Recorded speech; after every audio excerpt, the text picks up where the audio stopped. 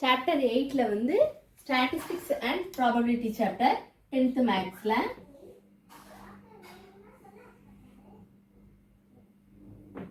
இதில் mark allotments பாருங்கள். First 5 mark ஒரு 2 மார்க் வரும், 1 மார்க்கும் வரும். ஆனால் 5 மார்க் வந்து 2 கொஷின் கேட்பாங்க. ஒன்று வந்து ஸ்டாட்டிஸ்டிக்ஸ்லேருந்து கேட்பாங்க, ஒன்று வந்து ப்ராபபிலிட்டியிலேருந்து கேட்பாங்க. 5 மார்க் வந்து 2 கொஷின். அதனால் நீங்கள் வந்து எதுவுமே விட்டுறாங்க. ஸ்டாட்டிஸ்டிக்ஸ்லேயும் வரும், ப்ராபபிலிட்டி வரும். கண்டிப்பாக ஈஸியான சம்ஸ் தான் இருக்கிறதுல, அதனால கண்டிப்பாக ஒமிட் பண்ணிடுறாங்க எந்த கொஷின்ஸும். நீங்கள் எல்லா கொஷின்ஸும் பார்த்துட்டிங்கன்னா இதிலே நீங்கள் 2 கரெக்டாக அட்டன் பண்ணிடலாம். 2 மார்க்கையும் பாருங்கள், 2 கொஷின்ஸ் கேட்பான். அதில் ஒன்று வந்து ஸ்டாட்டிஸ்டிக்ஸ், ஒன்று வந்து என்னது ப்ராபபிலிட்டி. அடுத்து 1 மார்க் வந்து 2 கொஷின்ஸ் கேட்பாங்க. அதுவுமே மேக்ஸிமம் அதில் தான் கேட்பாங்க. இல்லைனா 2 கொஷின் வந்து 2மே ஸ்டாட்டிஸ்டிக்ஸாக இருக்கலாம், இல்லைனா 2மே வந்து ப்ராபபிலிட்டியாக இருக்கலாம். அப்போ டோட்டல் பாருங்கள், இதுலேயே ஒரு 10 ஆயிடுச்சா. 11, 12, 13, 14, 15, 16 ஆயிடுச்சு. 16 கொஷின்ஸ் இதில் வந்து வந்துடும், ஸ்டாட்டிஸ்டிக்ஸையும் ப்ராபபிலிட்டியும். அதனால் வந்து கண்டிப்பாக பார்த்துக்கோங்க எல்லா கொஷின்ஸுமே. அதில் மொத்தம் அந்த ஸ்டாட்டிஸ்டிக்ஸில் பொறுத்தவரை 2 மார்க் வந்து 7 கொஷின் தான் மொத்தமே இருக்குது. அதனால் எல்லாத்தையுமே பார்த்துட்டிங்கன்னா 2 மார்க் வந்து நீங்கள் அதில் ஒன்று ஸ்டாட்டிஸ்டிக்ஸ் தானே கேட்பான். அதனால் ஈஸியாக நீங்கள் அட்டன் பண்ண வாய்ப்பு இருக்குது. அதனால் ஸ்டாட்டிஸ்டிக்ஸ் வந்து 2 மார்க் வந்து 7 கொஸ்டின் தான் இருக்குது. அதனால் 7ஐயும் வந்து நல்லா பார்த்துக்கோங்க. அடுத்து எக்ஸாம்பிள் சம் பார்த்தீங்கன்னா மொத்தம் 31 கொஸ்டின் தான் இருக்குது. டோட்டல் 31 ஆலா ரொம்ப ரிப்பீட்டடான கொஸ்டின், ரொம்ப மோஸ்ட் இம்பார்ட்டன்ட் கொஸ்டின்ஸும் கூட. மொத்தம் 31 இருக்கனால கண்டிப்பாக நீங்கள் எல்லா சம்ஸுமே ஆல்ரெடி நீங்கள் பார்த்துருப்பீங்க. எதுவும் டவுட்ஸ் இருந்தால் கமெண்ட்ஸில் போடுங்க. அதில் ஏதாவது டவுட் இருக்குது அதேமாதிரி அத்தனை கொஸ்டின்ஸும் பார்த்துருங்க, எதுவும் ஒமிட் பண்ணிடாதீங்க. எதுவும் நீங்கள் வந்து நோட் பண்ணி வச்சுட்டு இதை அப்படியே சும்மா பார்த்துட்டு போயிடாதீங்க. ஃபஸ்ட்டு நோட் பண்ணி வச்சுட்டு ஒரு சமையும் பார்த்துட்டு கம்ப்ளீட்டட் அப்படின்னு போட்டு வச்சுக்கோங்க.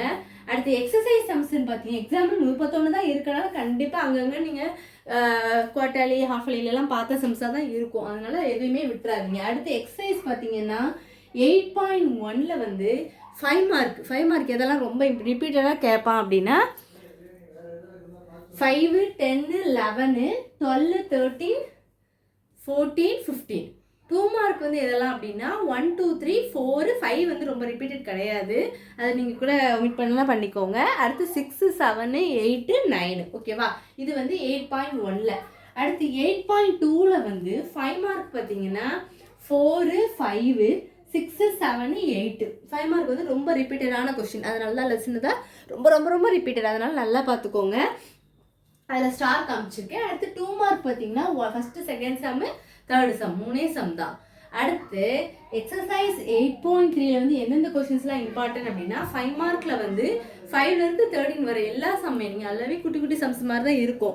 அதனால் எதையுமே விடாமல் அவ்வளோ சம்ஸுமே போட்டு பாருங்கள். எல்லாமே செஞ்சு பார்த்துக்கோங்க. ஒரு தடவை ரிவைஸ் பண்ணால் இன்னும் கொஞ்சம் டைம் இருக்குது. இந்த மந்த் லாஸ்ட் வரை நீங்கள் பார்த்துக்கலாம். அதுக்கப்புறம் கூட நீங்கள் தமிழ் எல்லாமே ரிவைஸ் பண்ணிவிட்டு மேக்ஸ் எக்ஸாமுக்கு நீங்கள் தரவாக போகலாம். அதனால் நல்லா டைம் இருக்குது. இதெல்லாம் வந்து இந்த சம்ஸ் எல்லாம் ஆல்ரெடி பார்த்துட்டிங்களா, பார்க்காம எதுவும் இருக்கா, அதில் எதுவுமே டவுட்ஸ் இருக்கா?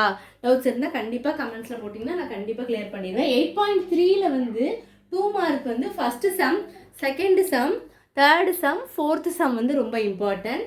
அடுத்து 8.4ல் வந்து 5 மார்க் பார்த்தீங்கன்னா எந்த சம்மில் இம்பார்ட்டன்ட் அப்படின்னா 6th சம்லேருந்து 13th சம் வரை எல்லாமே வரிசையாக எல்லாமே அதில் வந்து ரிப்பீட்டடான கொஸ்டின்ஸ் தான் கேட்டிருக்கான்.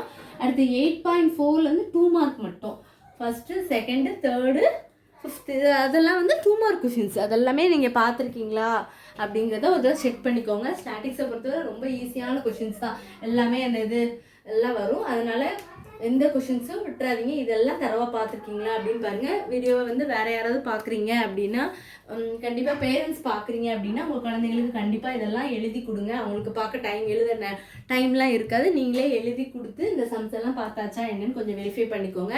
வேறு எதுவும் டவுட்ஸ் இருந்தாலும் கண்டிப்பாக கேளுங்க ஸ்டூடெண்ட்ஸ்.